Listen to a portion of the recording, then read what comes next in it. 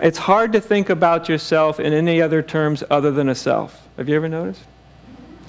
That's how culturally conditioned one is.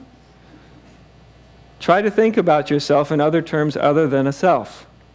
The mind kind of goes, no, what? How would I even begin that? What would that possibly look like? And yet, to think of ourselves only in terms of a self, it's only familiar because it's what we're taught to do. It's conditioned into us. Now, when I say self, I'm talking about in terms of not just a sort of self-recognition, but I mean a self in the terms of the sort of secret image we have about ourselves. We peel away that and we realize there really isn't any self in it.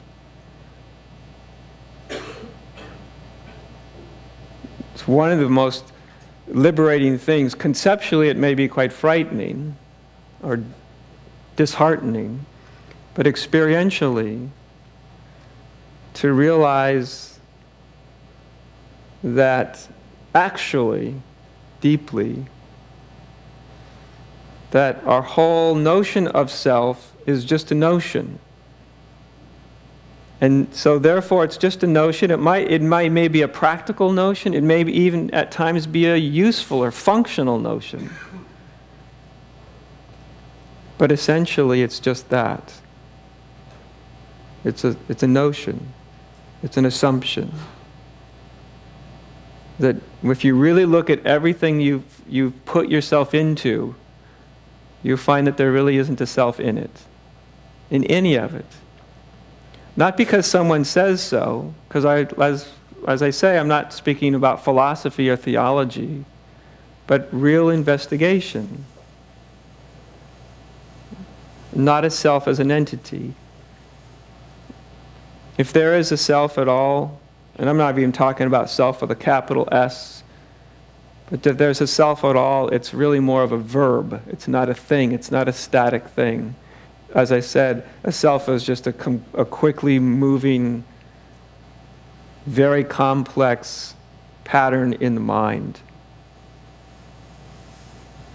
And the mind, body, emotions, all this that's constantly changing, swirl fast enough, and it gives you the illusion of a self.